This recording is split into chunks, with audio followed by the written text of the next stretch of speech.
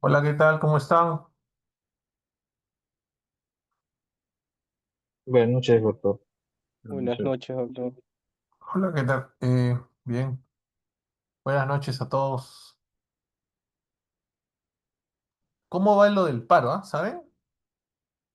¿Va a continuar? ¿No va a Mm, continuar? con- Continúa mañana. Mañana Se continúa. extiende, se extiende hasta mañana, hasta el día de mañana. Ya.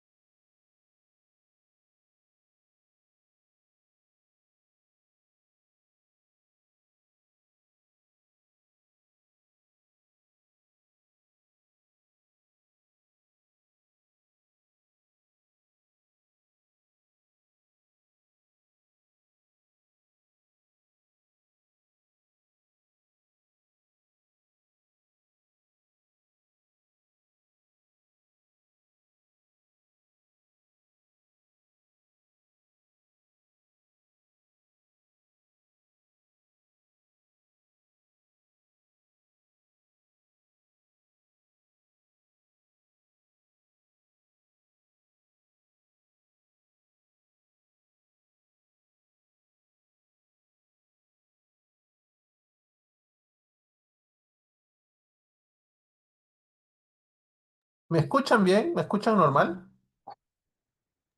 Ahora sí, parece que ha habido un corte. O sea, pero digo, ¿ahí me escuchan normal? ¿Me escuchan bien? Sí, sí, ¿Eh? sí, sí, se escucha bien, sí. Ya, chévere. A ver, me dicen que nos quedamos en garantías. ¿Cuarta semana? ¿Quinta semana? Cuarta semana. Ya. Bien, a ver.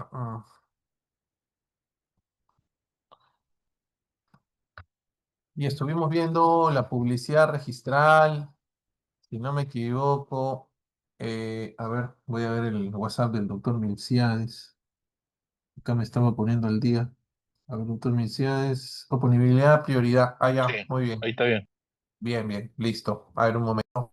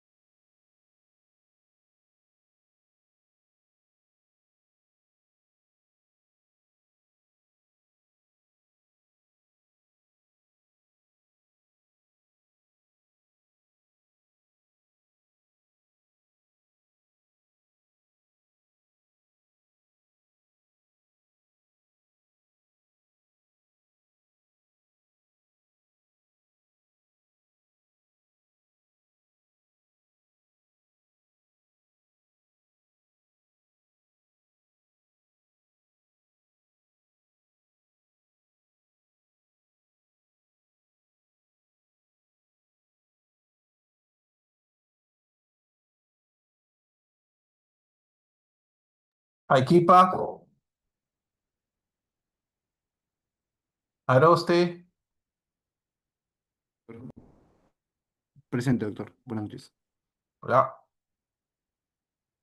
eh, Benavente, Presente, doctor. Buenas noches.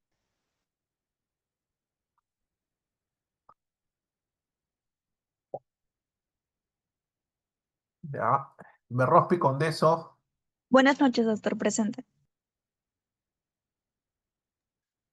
Cabanilla Warnish, Buenas noches, doctor presente. Castillo, Presente, doctor. Buenas noches. Evaristo Sánchez, Evaristo presente, profesor, buenas noches.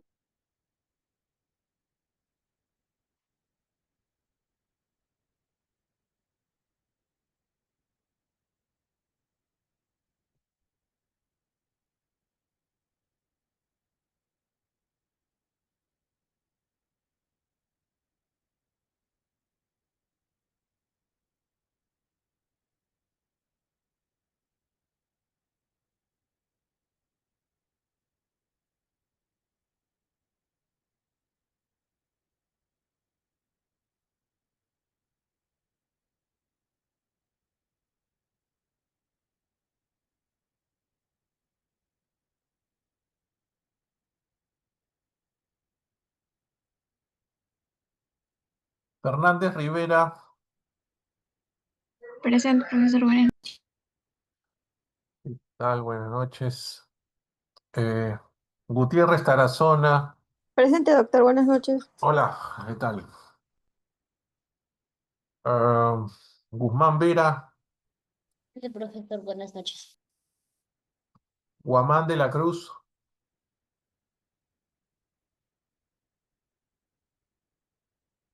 Márquez Fuentes,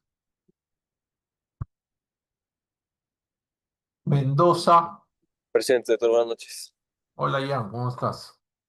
Eh, la doctora Yesville, Profesor, buenas noches. tal, Stephanie, Presente. Sonia, Presente, profesor. Diana, Presente, profesor, buenas noches. bien, Helen, Presente, profesor, buenas noches. Nicole, Presente, doctor. Buenas noches. Charis, Presente. Caterín,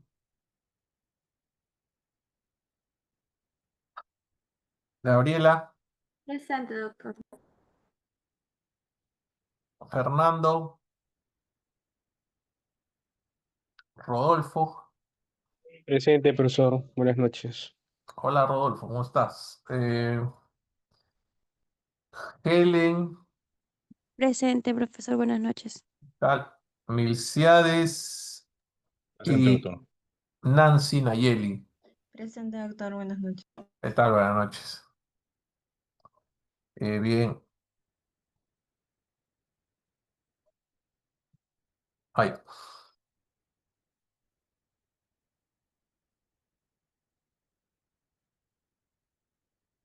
se ha modificado pues el reglamento, ¿no? Del registro.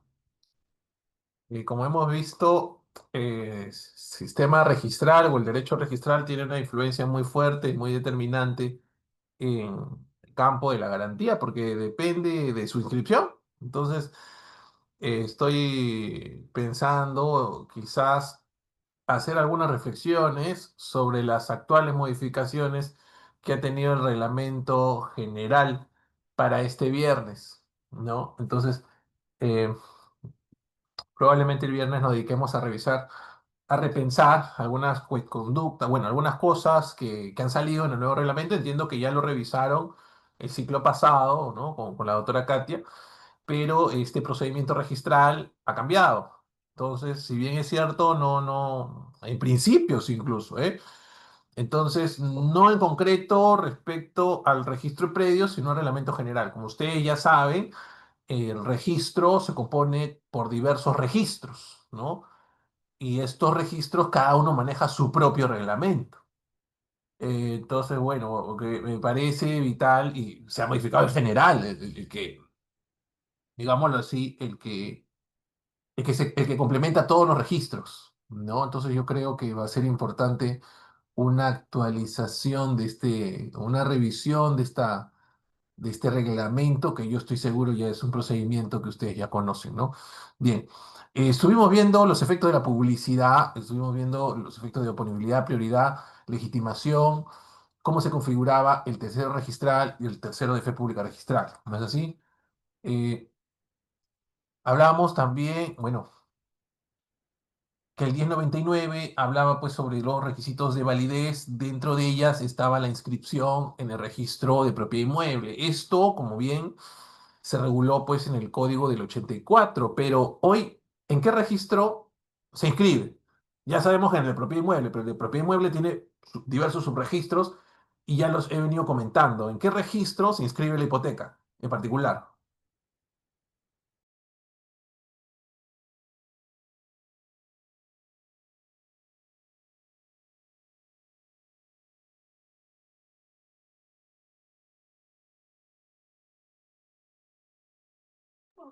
Profesor, usted mencionaba en las clases anteriores que se inscribe dentro del registro de predios.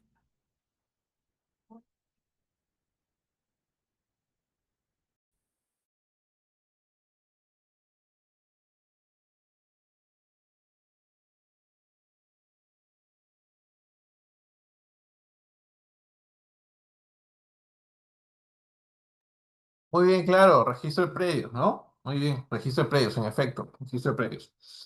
Eh,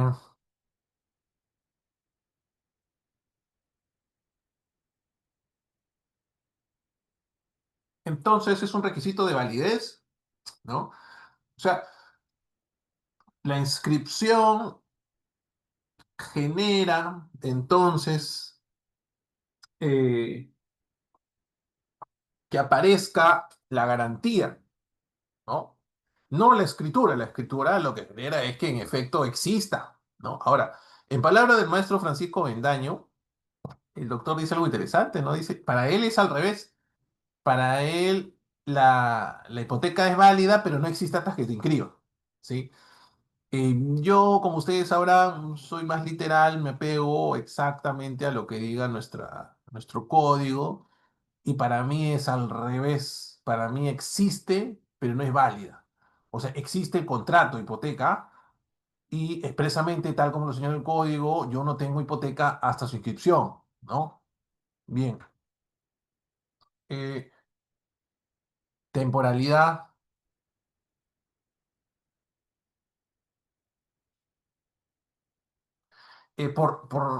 La hipoteca no es eterna, ¿no? La hipoteca, como todo contrato, está sujeta a un plazo, a una modalidad o a un elemento accidental del acto jurídico. Nosotros sabemos que eh, el tiempo o el plazo, ¿no? Se configura como un elemento o como una modalidad del acto jurídico. Y la hipoteca, sin duda, pues tiene esta naturaleza temporal porque está sujeta al plazo. El profesor Max Arias Schreiber Peset señala que la hipoteca necesariamente se resuelve con el tiempo, sea por la cancelación de la obligación que garantiza, sea por la realización del bien o cualquiera de las formas de extinción del gravamen, ¿no? Usualmente la temporalidad de la hipoteca se deriva de la existencia de un plazo previsto para cumplir con la obligación que garantiza.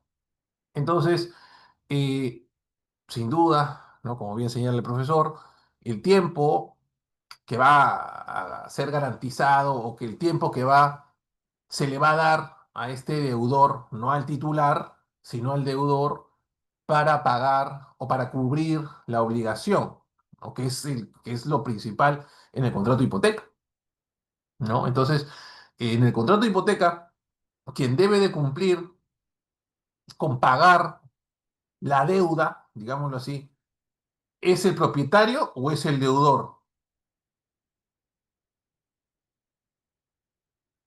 Es el propietario el que tiene el bien hipotecado, él es el que tiene que pagar la hipoteca,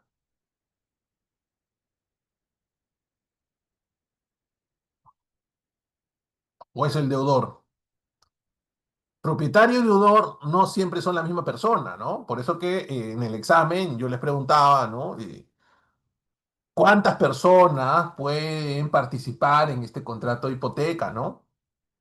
Y algunos me decían el acreedor y el deudor, otros el propietario, podría ser el acreedor, el deudor, el propietario, el fiador. Bien,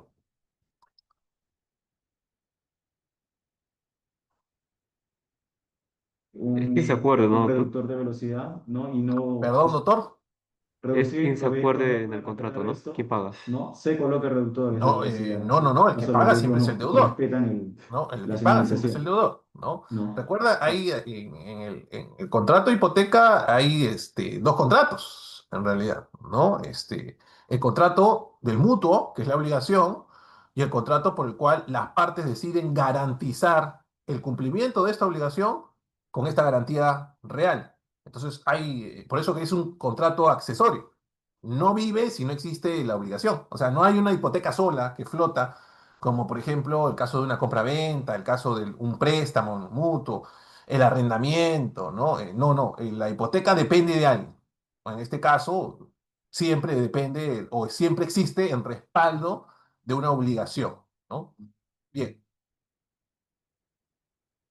otra característica que tiene, pues, este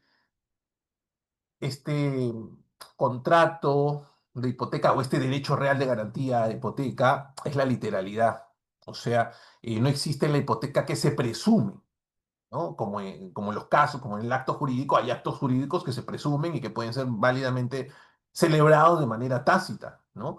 Pero en cambio, en la hipoteca no se presume. La hipoteca tiene que constituirse, pues, de forma literal. ¿Cuál era su forma de constitución, doctores? Hablando de la hipoteca que todavía he explicado, ¿no? O sea, no estamos hablando de, por ejemplo, el TCN, ¿no? Que me supo responder el doctor Milciades. Entonces, si la hipoteca no es tácita, sino que cumple una solemnidad, ¿no? O sea, no es la hipoteca, pues no se celebra con la simple forma del acto jurídico, se celebra con la formalidad, ¿no? ¿Cuál es esta formalidad? Que la pregunté también en el parcial, ¿no? Que debe ser escrita, explícita en la escritura pública. Muy bien, doctor, muy bien.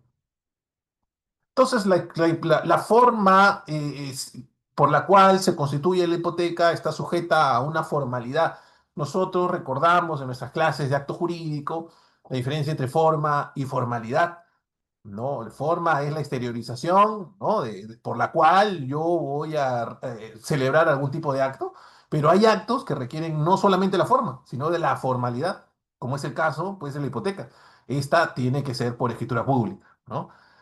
El 1098 del Código Civil señala, pues, la hipoteca se constituye por escritura, salvo disposición diferente de la ley, ¿no? Entonces, la hipoteca en nuestro sistema sí, se constituye por escritura pública y también es la hipoteca otorga, la que se garantiza, mejor dicho, mediante el título de crédito hipotecario negociable que está regulada en la ley de título valores, también es otorgada por escritura.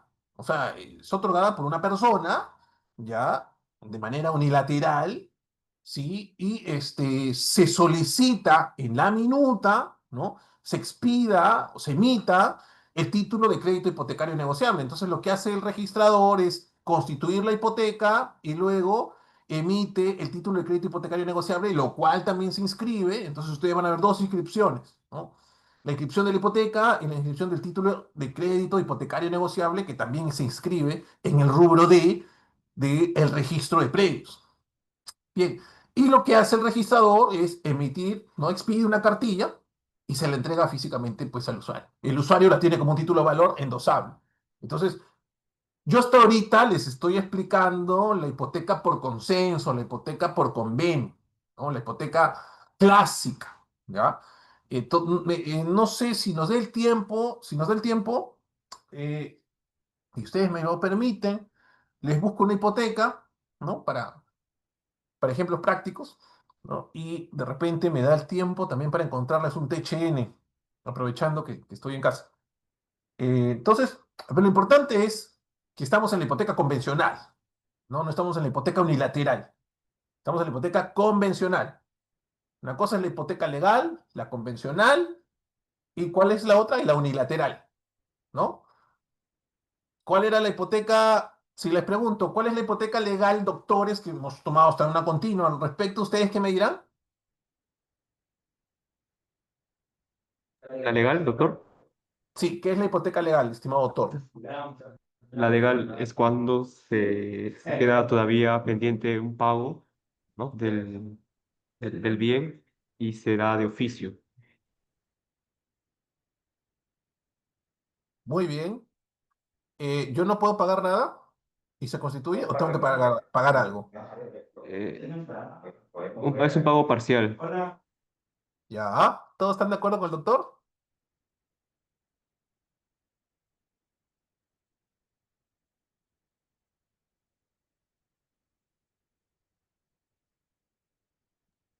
Puede ser un pago parcial o no también, porque la que no se paga nada era una modalidad que era una forma de sacarle la vuelta a donación. Dijo usted que yo puedo renunciar a levantar la hipoteca y al final queda como vendido, no como donado. Claro, exacto, ¿no? Exacto, ¿no? Exacto. Exactamente, ¿no? Exactamente. O sea, no es que la hipoteca legal diga esto sirve para sacar la vuelta. No, dice, o sea, la hipoteca legal se constituye de oficio ante el pago, ante la falta de pago total o parcial del pago del precio de venta. ¿No? En una compra-venta yo no te pago, entonces de oficio se constituye la hipoteca legal. Se entiende que el vendedor tiene interés en que le paguen, ¿no? Bien.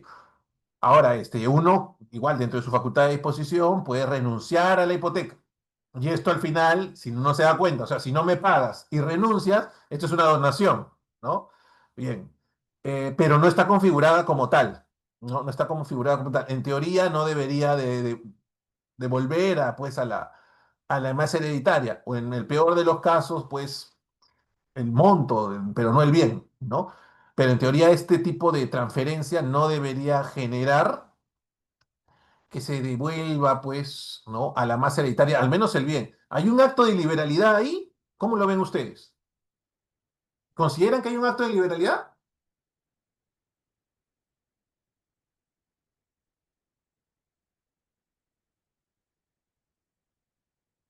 Porque si hubiera un acto de liberalidad, debería de devolverse algo, ¿no? A la masa.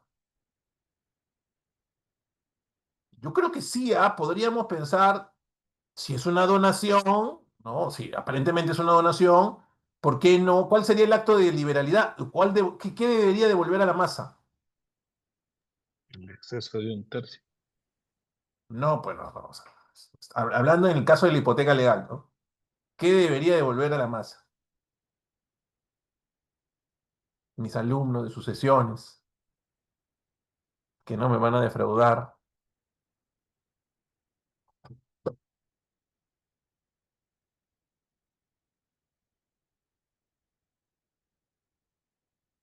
En la hipoteca legal, ¿qué debería devolver o de regresar a la masa hereditaria? El bien, doctor.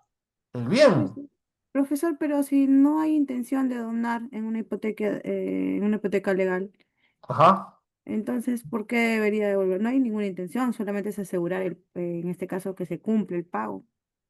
Claro, pero recordemos que en sus sesiones no te hablan de la donación, te hablan de que se devuelve a la masa hereditaria los actos de liberalidad. Yo les pregunto, si hay una compra-venta, hay una hipoteca legal y yo renuncio a la hipoteca legal, Ah, ¿hay algún acto de liberalidad en estas operaciones? Porque si hay un acto de liberalidad, este acto debería devolverse tendría la repercusión de retrotraerse la masa hereditaria. La compra-venta del bien del no es bien. un acto de liberalidad, es una contraprestación. Me parece que el acto de liberalidad está en la renuncia al cobro del pago, ¿no? Del precio de ese bien. O sea, digámoslo así, sería pues el dinero en efectivo lo que debería pues de retornar a la masa hereditaria, o lo que aparentemente los herederos podrían cobrar.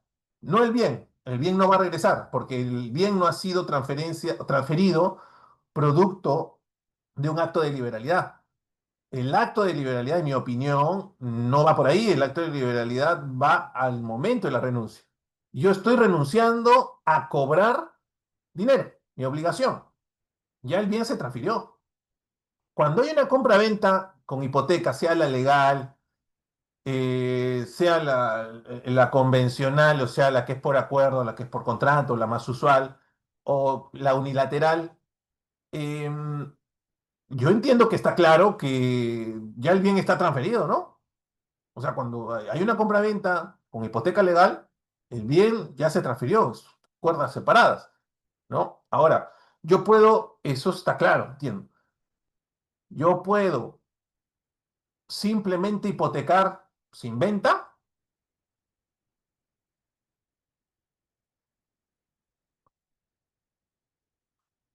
Sí, claro, como garanto. No necesariamente No que sea necesariamente por con venta. una compra-venta y que hipoteco para comprar No, ese mismo bien.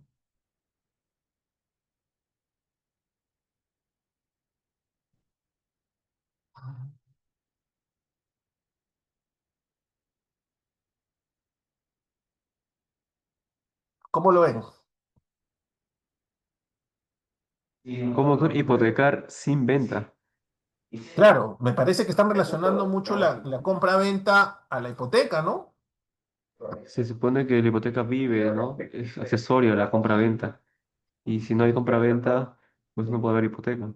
La compra-venta es accesoria, o la hipoteca es accesoria a la compra-venta. Subsiste, ¿no? Subsiste de la obligación principal. Ya. ¿De quién es accesoria la hipoteca? ¿De la compra-venta o del mutuo? Del mutuo, de la obligación. Entonces la compra-venta no tiene nada que ver. Claro, pero Yo puedo tener cualquier bien, así adquiera por herencia, donado, anticipado, y lo saco y lo hipoteco, ¿no? Porque quiero plata. Esto es tener un capital y tener un bien con el cual voy a garantizar el cumplimiento de ese pago, ¿no? No es que yo siempre hipoteco para comprar. Puedo hipotecar, no sé, esta oficina porque quiero comprarme un carro, ¿no? O quiero poner un negocio. No, no es que yo siempre hipoteco con ocasión de la compra de algo, ¿no? Eso está claro. Bien. Ya, entonces hemos visto,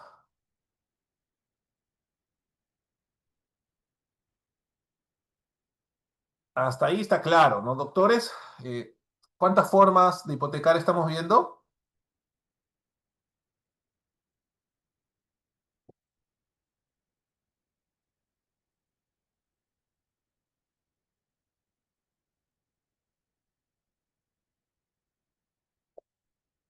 tres, doctor.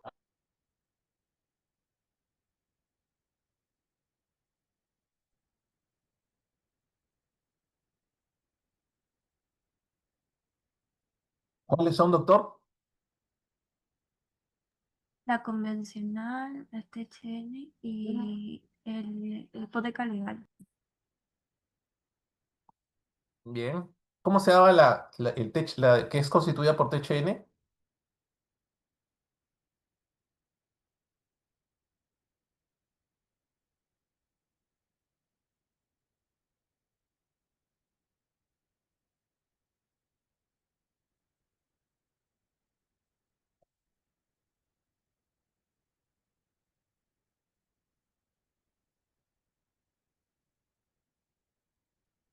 ¿Cómo se constituye por THN?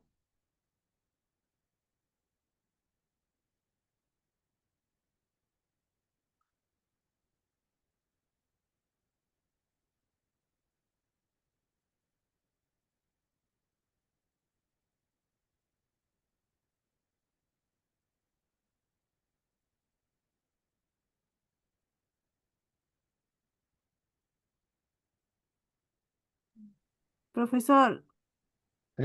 ¿se refiere a la hipoteca cuando es voluntaria, que mencionaba THN, del Ajá. título? la hipoteca y el notario, cuando van las personas voluntariamente al notario. ¿Ya? Bueno, pueden llevar un contrato y ¿Ya? ¿Eso dije? mm, me acuerdo muy bien. Pero eso era cuando se realiza una escritura pública ante un notario público. Claro, es simplemente constituida de manera unilateral, minuta, normal, y porque como toda hipoteca, ¿no? Se constituye por escritura, las tres, ¿no? Este, y en una de sus cláusulas, de manera unilateral, se le pide al registrador la emisión del título de crédito hipotecario negociado, ¿ya? Bien, y esto funciona como un título valor. Yo entiendo que esto ya, es más, el THN, yo entiendo, incluso lo han visto en su clase de títulos valores, ¿no? Yo lo menciono de manera rápida, porque entiendo que esto ya lo han revisado, ¿no? Bien, la hipoteca se clasifica de manera teórica por su forma, por su situación, por su origen, por su objeto, por los efectos y por su contenido. Por su forma, simple y modal, ¿no? Como todo acto jurídico, y la hipoteca tiene por naturaleza, pues, estar sujeta a modalidad porque tiene el plazo, ¿no? Expresa y tácita, en efecto, la hipoteca tiene que ser celebrada, pues, por escritura pública, ¿no? Por su origen, en la ley Código Civil, convencional acuerdo, ¿no? Por su objeto, o bien, generales, especiales, va a garantizar siempre una obligación. Por sus efectos, los efectos en efecto de la hipoteca, ¿no? Están siempre orientados al privilegio, a la prioridad, porque precisamente se inscribe, ¿no? Y por su contenido, por la renta, el tráfico y el capital. Eh, tiene que ver, ¿no? Tiene que ver con las percepciones mensuales que deben de pagarse a raíz de justo de la modalidad, ¿no? Y la hipoteca usualmente se pagan en cuotas, ¿no? Mensuales. Estas son unas definiciones, no una clasificación, digámoslo así, doctrinaria, teórica, del profesor Enrique Barsi Rospigliosi, ¿no? Un maestro sobre Enrique Barsi que hace poco ha estado de cumpleaños, ¿no? Discípulo del profesor Carlos Fernández Cesareo. Fue mi jurado en San Marcos. Bien. eh, Vamos a desmenuzar un poco lo que señala, pues, este gran profesor, ¿no? Respecto a la hipoteca, ¿no? Por su forma. Por su forma, simple, es pura, sin ningún tipo de condición, modo o plazo, ¿no?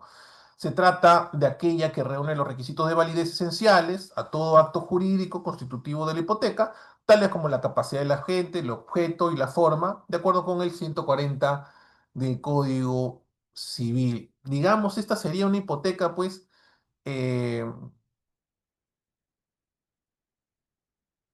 que no tiene modalidad.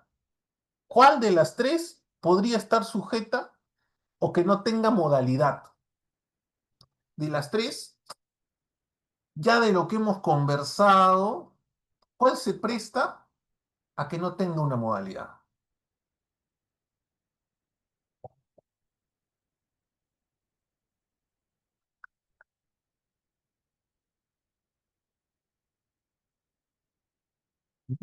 ¿Qué dice?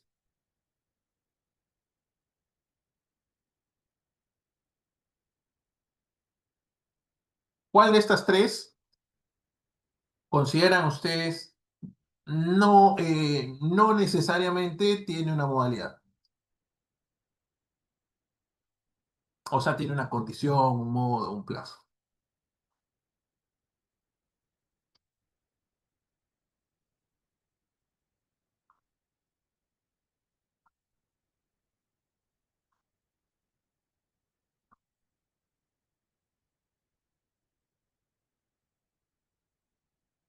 Sería una hipoteca tradicional, pues, ¿no?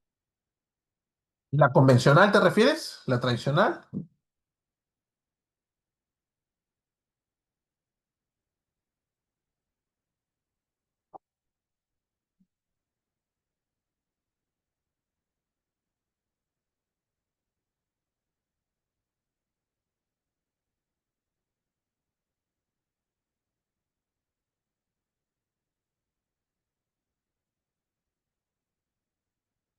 Pero en la tradicional usualmente se pacta a plazo, ¿no?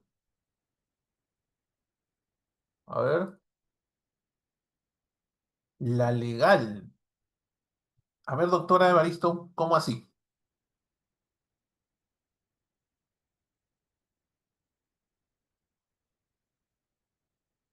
Sí, puede ser, ¿ah? Está bien, o sea, tu respuesta está bien, pero quisiera saber si, por qué señalas legal?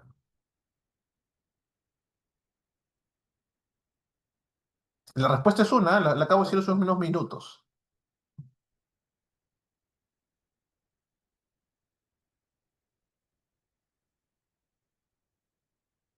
Es más, han tenido un control al respecto. La hipoteca legal tiene una configuración, ¿no? Que podría darnos luces de que esta ha sido constituida de manera simple, ¿no? Como dice el profesor Bartz, solamente reuniendo los elementos esenciales. ¿Cuál es la característica de la legal? Digámoslo así, la característica principal de la legal.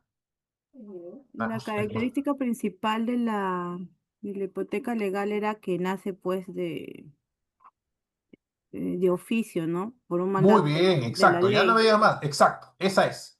Como es de oficio, las partes no han pactado algún tipo de condición, modo o plazo. Es más, ellos ni siquiera sabían que se iba a constituir de repente, ¿no? Usualmente. Ahora, hay contratos en donde las partes sí saben, constituyen hipoteca legal y señalan el modo por el cual esta va a ser pagada. Entonces ahí, o sea, la legal y la convencional pueden tener, pueden tener alguna modalidad, ¿no? Pero digamos que la legal podría válidamente constituirse de forma simple. Hay otra, ¿no? El TCN. El TCN no sabes quién va a ser el último endosatario. ¿Cuál será el plazo por el cual estará girando ese título valor? ¿No? Bien, entonces las modales son las que están sujetas a plazos o condición que es la que usualmente vemos, ¿no? ¿Por cuánto tiempo se suelen hipotecar un bien? ¿No? Normalmente, en realidad depende de la capacidad de pago de las partes, ¿no? Pueden ser hasta 25 años, ¿no? Usualmente. Pero puedes tú pactar una hipoteca en un año, 5 meses, 6 meses. Va a depender pues de tu capacidad de pago, ¿no? Va a depender. Pero usualmente las hipotecas se pagan pues en sus añitos, ¿ah? ¿No? Se pagan en sus añitos. Al menos los mortales pues pagamos nuestra hipoteca en añitos, ¿no? No es tan sencillo. Entonces, y ahí está pues la modalidad, ahí está el elemento accidental del acto jurídico, ¿no, autores? Bien. El otro es su origen o también llamada voluntaria, que es la hipoteca tradicional, como bien señala el doctor Milciades, la convencional, ¿no? La que surge, pues, producto del contrato. Eh, por esencia, la hipoteca es convencional, ya que requiere de la voluntad, el deseo, para su constitución, su modificación o su extinción. Esta puede constituirse mediante declaración unilateral, como el caso del TCN, o por contrato. Ambas suelen ser tratadas bajo de la denominación de hipotecas voluntarias o convencionales.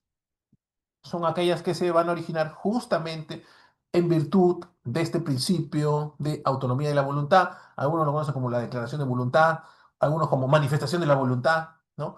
Entonces la convención de hipoteca es distinta del contrato que origina el crédito garantizado. ¿Esto qué quiere decir, doctores? Que es lo que siempre les explico. ¿Qué quiere decir eso?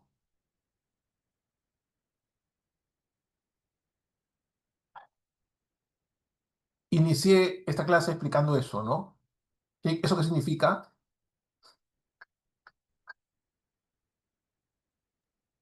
Entiendo que es accesoria y yo sigo siendo propietario. Mm, ya, Doctor, según lo que explicó, dijo de que no era accesoria de la compraventa, sino del mutuo, del compromiso del pago. ya. O sea, muy exacto lo que dice la doctora Diana, ¿no? ¿Diana, has sido tú? Sí, doctor, he sido yo. Muy bien, Diana. Claro, o sea, en efecto, ¿no? La hipoteca, lo que se te trata de decir, lo dice el profesor Barsi, ya no lo digo yo, lo dice el profesor Barsi, la hipoteca es un contrato aparte, ¿no? Pues la convención, el contrato, el convenio de la hipoteca es aparte del contrato que garantiza el crédito de la hipoteca. O mejor dicho, el crédito está garantizado con la hipoteca. Entonces son dos contratos, ¿no? Entonces es distinta el convenio de la hipoteca, es distinto del contrato del crédito que es garantizado precisamente con la hipoteca. Eh, También tenemos la hipoteca, ¿no? La voluntaria, que puede ser unilateral, convencional, y tenemos la legal, que es la que ya hemos estado revisando, que emana de la ley, es porque la hipoteca legal pues está en el Código Civil, su constitución. La fuente normal de la hipoteca es el contrato, por excepción, la fuente de la hipoteca es la ley. Es creada por la ley independientemente de cualquier contrato entre las partes, solo existe hipoteca legal en los casos que la ley lo determine. La hipoteca legal constituye un gravamen establecido por la ley para el cumplimiento de determinadas obligaciones sin importar el consentimiento del propietario. Y la pregunta aquí, doctores, que evidentemente cae madura, eh, para la constitución de la hipoteca legal, ¿cuántos contratos como mínimo deben de existir? Hemos visto que la convencional depende de dos, ¿no? Y para la legal,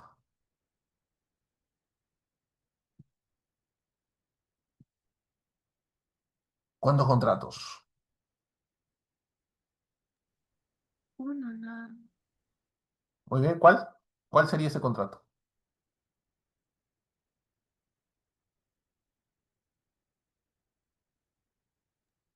Mm, Puede ser de la compra-venta.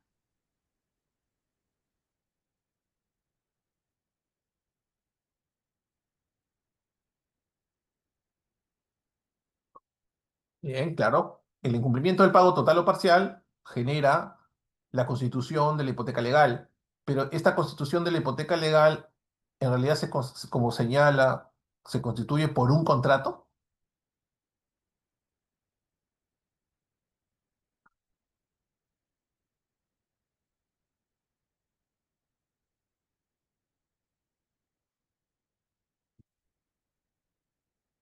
La O sea, la escritura respuesta es pública. no, en realidad la respuesta es incorrecta, ¿no? La hipoteca ahí no se está constituyendo por el contrato, ni precisamente por la escritura como tal, se está constituyendo por la ley. ¿No? Porque la ley señala precisamente su constitución de oficio. No importa ni siquiera el consentimiento del propietario, las demás sí, o sea, la formalidad, en las demás sí, el convenio o el consenso, el consentimiento, sí se plasma en una escritura, ¿no? En un contrato. Pero en este caso no interesa en realidad la voluntad, pues, del propietario, ¿no? Esta se va a constituir de oficio eh, por ley, ¿no? Bien, aquí eh, aquí hay un tema, ¿no? Interesante. Eh, ¿Importa el consentimiento del propietario? ¿Cómo es entonces que se renuncia a la hipoteca? Con el cumplimiento de la obligación. No, ¿A cómo se renuncia? claro. O sea, yo les pongo, no importa el consentimiento del propietario en la constitución de la hipoteca legal.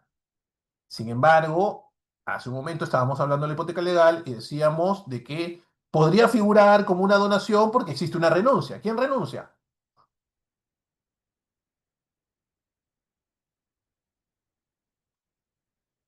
El acreedor. Muy bien, claro. Y el acreedor en este contrato, ¿quién es?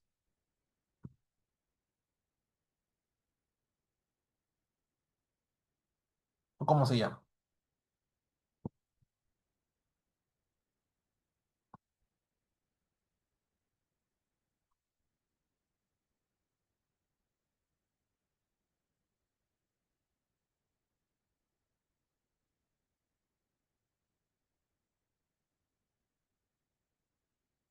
El acreedor es el vendedor, doctor. Claro, el acreedor es el vendedor. No, el acreedor es el vendedor. Muy bien. él es el que va a renunciar, pues, a la constitución de la hipoteca legal, ¿no? Solamente por él no se constituye la hipoteca legal, ¿no? Solamente por él.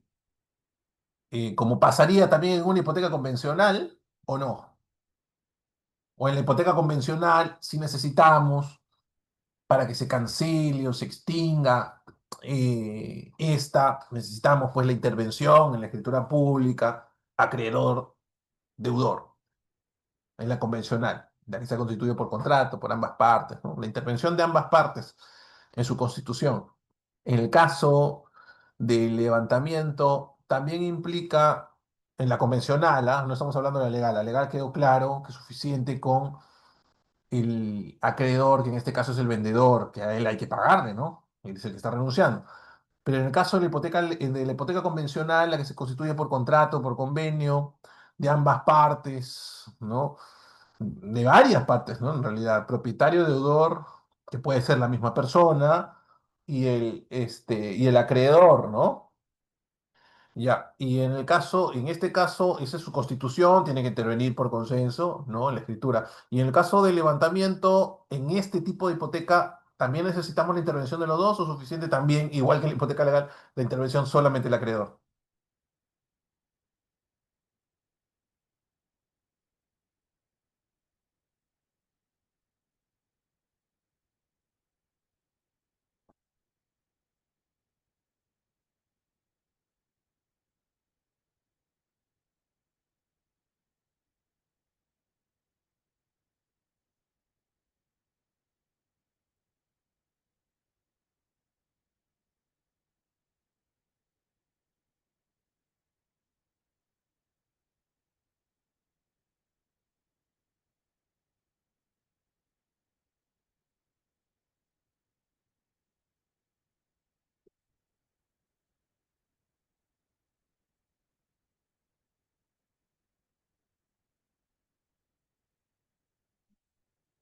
¿Quiénes intervienen en ese levantamiento?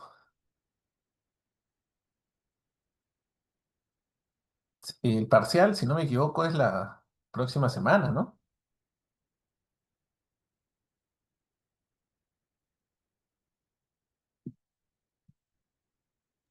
En este caso, doctor, el deudor lo solicita, nada más, pero el que levanta el- la hipoteca es el acreedor, no Por escritura necesariamente tiene. pública Sí, también. O sea, por escritura pública, se constituye por escritura y se levanta también solo por por, escritura. por Y escritura en la pública. convencional también suficiente con el acreedor. Como le reitero, Muy solamente bien, muy bien, el deudor está puede bien, Michelle, solicitar. está bien, no dudes, está bien, muy Sí. bien. Igual, en la convencional, es porque acá lo que interesa es la voluntad del acreedor. ¿A quién beneficia la hipoteca? ¿Al propietario? ¿Al deudor? La hipoteca es exclusiva del acreedor. Y la hipoteca solo le interesa al acreedor. Al deudor y al propietario le interesa que se acabe, que se extinga, porque están garantizando su bien. El único o la única persona que podría, pues, otorgar la extinción de la hipoteca, independientemente si se paga la obligación, es el acreedor. Y ahora, ¿podría entonces, estará bien celebrado el acto jurídico o será anulable, inválido, ineficaz la constitución, la constitución o la extinción, digámoslo así, ¿no? La celebración por escritura pública del acreedor deudor declarando se extinga la hipoteca, o sea, donde intervengan los dos. ¿Eso será válido?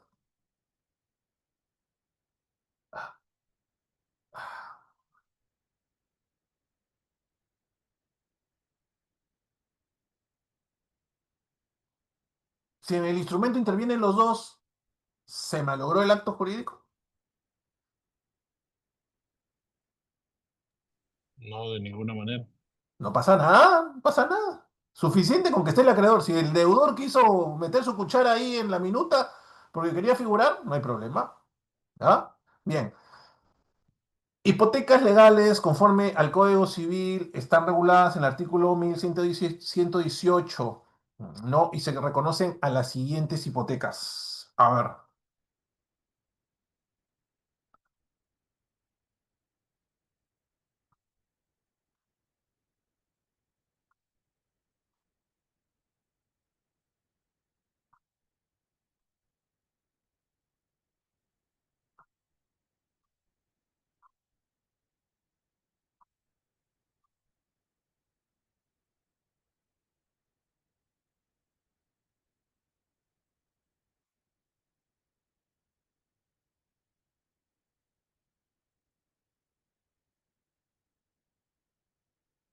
El numeral o inciso del 1118. El numeral, ¿no? El numeral del 1118 del Código Civil señala la del inmueble enajenado sin que su precio haya sido pagado totalmente o lo haya sido con dinero de un tercero. A ver, la del inmueble vendido, digámoslo así, sin que su precio haya sido pagado totalmente. O sea, puede ser total o parcial, ¿no? Hasta ahí nos hemos quedado con la hipoteca legal. Pero también si es pagado con dinero de un tercero. ¿Cómo podría ser eso? Puede venir en el parcial todas las preguntas que les he hecho hoy día, ¿no? Están siendo, ¿no? Producto de la clase, ¿no? ¿Cómo sería el dinero? ¿Cómo se constituiría hipoteca legal? Yo les pongo el ejemplo, ¿ya? De la constitución de una hipoteca legal, nada, pero con el dinero de tercero, ¿ya? ¿Cómo podríamos hacer? A ver, eh, bien, a ver, un ejemplo. El doctor Milciades, no sé, decide, ¿no? Comprarle o decide ayudar económicamente, digámoslo así, a un familiar muy querido para él, ¿no? Entonces me dice, doctor Gervasi, véndame su departamento, pero yo voy a pagar nomás, pero véndaselo a este familiar, no sé, digámoslo, ¿no? Un familiar muy querido. Yo, ya, muy bien, con tal de venderlo a quien tú me digas, Milciades, lo vendo, vendedor, ¿no? Comprador, ¿no? Y él interviene, si él simplemente interviene en el contrato como un interviniente, nada más. ¿No? Pedro Gervasi se lo vende al familiar de Milciades, Milciades paga el precio mediante un cheque de gerencia, ¿no? Sale de la cuenta de Milciades, ¿no? A favor de Pedro Gervasi. Muy bien. Bien, yo recibo mi cheque, me voy. Y nada más se pacta en el contrato, ¿ah? En el contrato, en la minuta, simplemente se ha dicho, eh, en el contrato simplemente se ha dicho, Pedro le vende al familiar de Milciades y Milciades paga. Milciades no es el comprador, Milciades interviene porque él paga. ¿Ya? Ha salido de su cuenta el cheque a favor del doctor Gervasi. Se acabó. Listo. Se cerró el contrato de compra-venta. Y según el código 1118, se debería de constituir una hipoteca legal, pero no a favor mío, vendedor, porque a mí ya se me pagó. ¿Por qué se me va a constituir? Sino a favor de Milciades. Milciades ha participado en esta ecuación para pagar. Entonces es una hipoteca legal, igualito, pero hemos estado practicando que siempre es a favor del vendedor que no se le paga. En este caso, al vendedor se le ha pagado, sino que se está constituyendo a favor de quién, de un tercero que es Milciades. Milciades es un tercero en esa compra-venta, ¿no? Solo que él, por la razón que quiera, lo ha pagado. Entonces, el código dice, bueno, como el dinero no está siendo pagado con plata del propio comprador, hay que constituir de oficio, sin que Milciades lo pida. Por ley, se va a constituir hipoteca legal a favor de Milciades.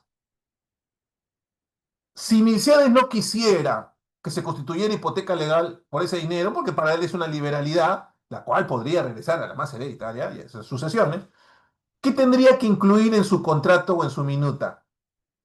Primero, yo entiendo que está claro, por su clase de notarial, registral, la diferencia, ¿no? Entre contrato y minuta, o es lo mismo, doctores. No, minuta es un documento que se puede elevar a registros a través de escritura, pero un contrato es un documento privado. ¿Una minuta no me funciona como contrato? No, no, en la situación de preferencia, yo puedo tener un contrato de compra y venta, ¿Ya? correcto, pero si yo tengo la minuta, la minuta, digamos, que es un documento superior al contrato, el ¿Así? cual, no, no, pues, una minuta, como le digo, ya puedo solicitar, que los vendedores, en el caso de fallecimiento, por ejemplo, puedo decir la sucesión lo eleve a registro público, ¿no? Y si tuviera solo contrato, ¿no puedo hacer eso? También lo puedo hacer, pero como le digo, no lo tengo la palabra precisa, ¿no? Ambos Como son contratos. Ambos sí, son sí, contratos. sí son Ambos, contratos. ambos son lo mismo. La única diferencia, ambos son lo mismo, ambos valen lo mismo, solamente que para el derecho notarial, y hasta ahorita sigo sin entender por qué, minuta simplemente es cuando en la parte de arriba del contrato dices señor notario. Después tienen el mismo valor legal, después podemos demandar por ambos otorgamiento de escritura pública, vale lo mismo. La minuta y el contrato que no dice señor notario son contratos. Solamente que el notario te acepta cuando arriba en la parte del encabezado dice señor notario. Y es Pero igualito. creo que por eso, doctor, le hacía la mención de que la minuta necesariamente tiene que estar firmada por notario, ¿no? Y ahí tiene preferencia elevarse registros públicos. ¿La minuta tiene que estar firmada por un notario? Ajá, porque se le suscribe al notario para que él lo pueda firmar. Doctor, se tiene que protocolizar y luego pasar. Claro, porque yo, por ejemplo, yo quiero hacer un contrato con Diana, ya, lo hacemos chévere y todo, y de ahí vamos a una Ya. notaría y ahí recién el notario va a elaborar una minuta, ¿no? Lo va a adecuar, le va a dar la forma El que se notario va a requiere. elaborar la minuta. Ujú. El No, el abogado notario no no era elabora. doctor y luego se lleva bueno, el Es el notario para que lo abogado del protocolice y lo eleve a problema. registros públicos. Ujú. Claro.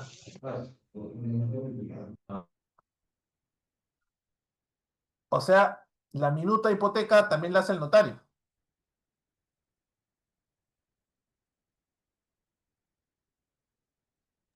El notario no elabora ni la minuta, El doctor, ni abogado. ningún contrato. Lo que hace es el abogado. Que de Exacto. repente el amigo Jean-Pierre se equivoca porque las notarias también prestan el servicio a través de sus abogados. Claro, no, claro, en efecto, no. En la notaría tiene sus abogados porque el notario quiere ganar plata por todos lados. Pero no, la chamba de hacer la minuta es nuestra. No hay que malacostumbrar al notario. A nosotros, por eso precisamente estamos viniendo a la universidad, para que nosotros redactemos nuestros contratos y nuestras minutas, ¿no? Ambas tienen el mismo valor legal, ambas son contratos. Solamente que el notario te acepta para hacer la escritura que el contrato diga arriba señor notario. Nada más, ¿no? Nada más. Entonces, si dice eso, ya, estamos en minuta. Pero en realidad el contenido y todo es igual. El valor como contrato es igual. Eh, Tú puedes certificar firmas tanto en un contrato privado como en una minuta, porque es otro contrato privado, ¿ya? Usualmente somos nosotros, los abogados, que redactamos los contratos y las minutas. En realidad, las partes y cualquier ciudadano que no sea un abogado celebra contratos. Solo que la minuta tiene esta formalidad, pues, que es dirigida al notario y es firmada por un abogado, ¿no?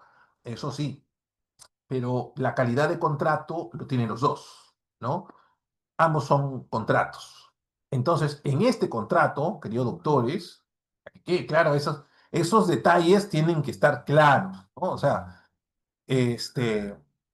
a ver, doctores, ya están por irse, ¿no? Ya van a ser abogados en unos meses, ¿no? Así que estas cositas tienen que estar claras.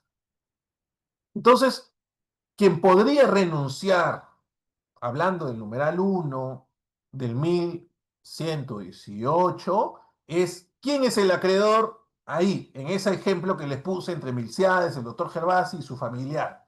¿Quién es el acreedor? Acá no hay un banco, acá la operación ha sido en esta compra-venta y nadie habló de hipoteca legal, nadie habló de constitución de hipoteca, nadie habló de nada. En este contrato simplemente Pedro le vende a su familiar y Milciades paga.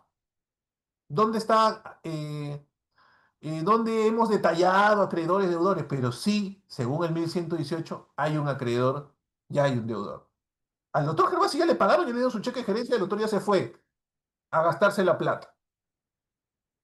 Pero acá todavía tenemos un acreedor, y el acreedor es el doctor Milciades. Entonces, como es el acreedor, él podrá agregarle una cláusula adicional o una minutita, insertarla y decir, yo solicito, o simplemente en una cláusula, decir, el acreedor renuncia a la hipoteca legal. Se acabó, ¿no? Se acabó y con eso no se va a constituir la hipoteca legal y su familiar le habría comprado válidamente sin poner un sol. Entonces esas son las dos figuras por las cuales podría constituirse hipoteca legal. Por ejemplo, la falta de pago del vendedor o la intervención de un tercero pagando a favor, pues, del comprador. ¿Están claros? ¿Alguna duda, doctores, al respecto? No hay problema, puedo volver a repetir. Profesor, una consulta. ¿Eso podría volver a la masa hereditaria, hablando en tema de sucesiones? Yo, si, por ejemplo, en este caso el doctor Milchades falleciera, ¿o no? A ver, a ver, a ver, a ver, a ver. ¿Por qué los mataron Milciades? A ver. No, no, no, es que, bueno, para el ámbito sucesorio tiene que ser, ¿no? El testador en este caso. Entonces, no sé, es una pregunta que se me vino a la mente. A ver, a ver. Claro, o sea, hay una creencia, hay una liberalidad que ha hecho el doctor Milciades. Por esa liberalidad, liberalidad sí se le podría cobrar al comprador. El bien no va a regresar, pero sí le van a pedir esa liberalidad. Claro que sí, porque es un acto de liberalidad. Solo que está bien disfrazado, ¿no? Entonces, usualmente los herederos, pues dicen, ¿dónde están las donaciones? ¿Dónde está lo que entregó, lo que regaló? Pero como se disfraza por una compra-venta, por ahí a veces los abogados se olvidan de esos detalles, ¿no? Pero es un acto de liberalidad que sin duda cualquier juez en un proceso de petición o de obligación te va a aceptar. Pero, como te repito, como está disfrazada con la compra-venta, uno por ahí se le puede pasar, ¿no? Se le puede pasar y puede decir, no, no, ¿dónde está la liberalidad acá? ¿No? Hay una compra-venta. Sin embargo, la liberalidad está y válidamente podría regresar, pues, a la masa hereditaria. Cualquier acto de liberalidad regresa a la masa hereditaria, ¿no? Bien, otra pregunta, ¿ha quedado clara ese numeral uno sobre la hipoteca legal, doctores? Miren que estamos cerca al parcial, por favor.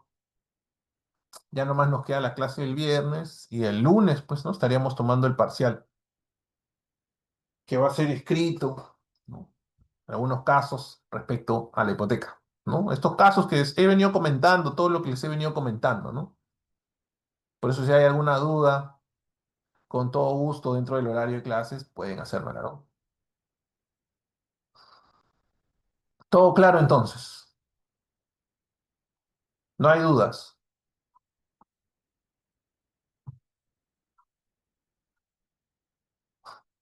Ya, muy bien. Sigamos.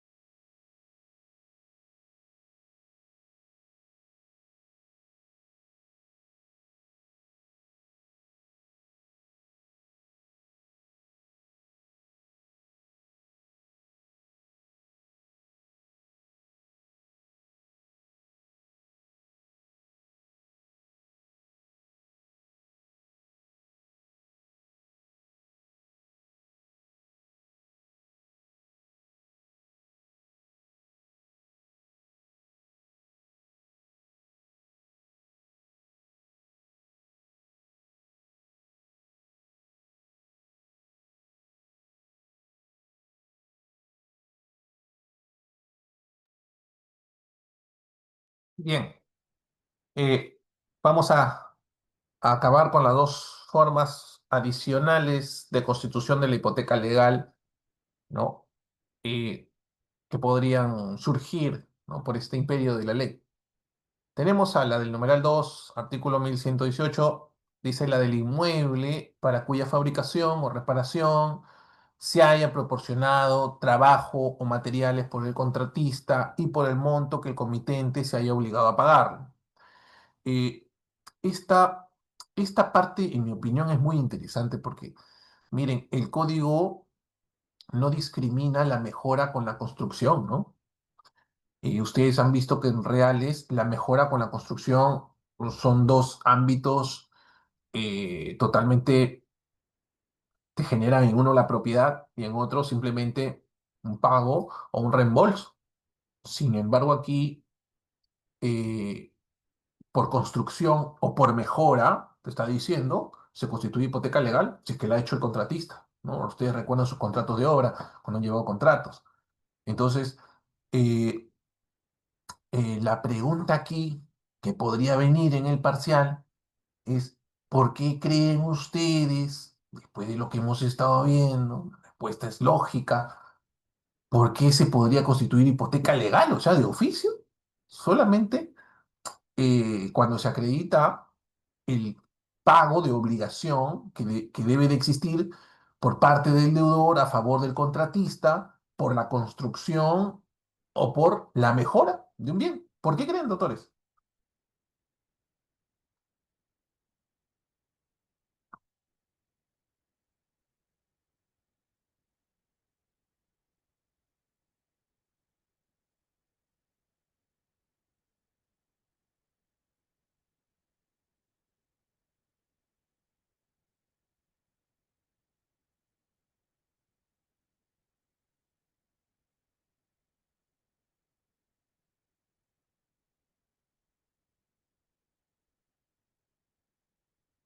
¿Por qué creen?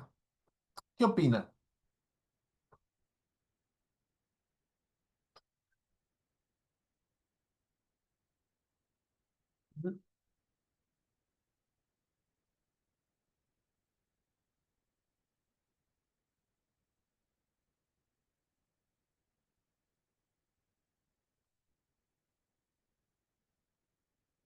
¿Qué opinan? ¿Por qué creen? ¿Por qué el deudor tiene que pagarle al contratista? O mejor dicho, pagarle tiene, ¿no? Tiene que pagarle.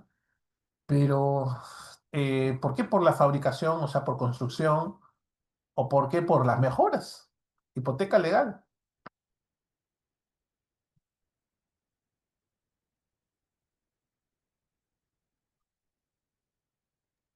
Que de esa manera le daría la preferencia de cobro en el caso de una ejecución o venta del inmueble. Claro, ¿no? O sea, el criterio es el siguiente, ¿no? El criterio es que, bien, se ha creado, se ha construido un bien o se han hecho mejoras, pero más allá de la creación o más allá de las mejoras, que puede hacer arreglar un caño, es la obligación. Y la hipoteca siempre garantiza una obligación. Y en este caso, el código ha considerado, hey, si hay una mejora, una reparación, si hay una construcción, una fabricación, como recae sobre un bien, ¿no? Sobre un predio, bueno, que se constituye hipoteca legal. El código reúne dos cosas, creo aquí. El código lo que dice predio y obligación. Ah, hipoteca legal. Y está en la ley, ¿no? Como son de ley, de repente podríamos discrepar, pero ambos, podría hacer una reparación tranquilamente, arreglar un tubo, y por eso vamos a continuar biblioteca. Está en la ley, ¿no? Bien, lógicamente, doctores, más caro me va a salir el proceso por el cual voy a solicitar se inscriba la hipoteca que la propia reparación, ¿no? Entonces estaríamos hablando, pues, de contratistas cuyo contrato pues tienen sumas grandes, no estamos hablando de un edificio, ¿no? Ahora, lo de los inmuebles en un proceso de división y partición con la obligación de hacer amortizaciones en dinero a otro de los copropietarios. Esto lo terminamos de la manera siguiente, ¿no? Imaginen pues de que el doctor Yang, el doctor Milciades y yo, los tres somos hermanos, ¿ya? Entonces somos hermanos y nuestros padres nos han dejado un bien, ¿ya? Entonces decidimos, oye, Mercedes, ¿sabes qué? Tú tienes la capacidad económica de sostener este bien, Jan y yo estamos en nada. Entonces, ¿te parece si producto de la división y partición, ¿no? Te adjudicamos a ti el bien, pero tú te obligas a pagarnos a nosotros, ¿no? A pagar nuestras acciones. Y esas acciones, o el valor de esas acciones, que por ejemplo, si el bien vale 100.000, a Jan y a mí nos toca 33, pues por esos saldos vamos a constituir hipoteca legal a nuestro favor, ¿no? Porque tú te has obligado a pagarnos esos 33 o esos 66 a los dos. Entonces, Basta que esté la obligación, producto de una división y partición, en donde se haya adjudicado el bien a favor de una persona, entonces también hipoteca legal de oficio. El juez ve, perdón, el registrador verá, hay una división y partición, ¿no? Hay una división y partición a favor de uno y existe la obligación de pagarle a los dos copropietarios. Basta con que esté la obligación pactada para que se constituya hipoteca legal de oficio. Doctores, eso ha sido todo. Nos estamos viendo el viernes nuevamente de manera virtual. ¿Hay alguna duda? ¿Todo bien? ¿Todo claro? Todo claro, doctor, gracias. Bien, listo. Nos vemos el viernes. Chao. Gracias, doctor. Buenas noches. Ya, chao. Gracias, Cuídense. profesor. Doctor. Gracias, gracias.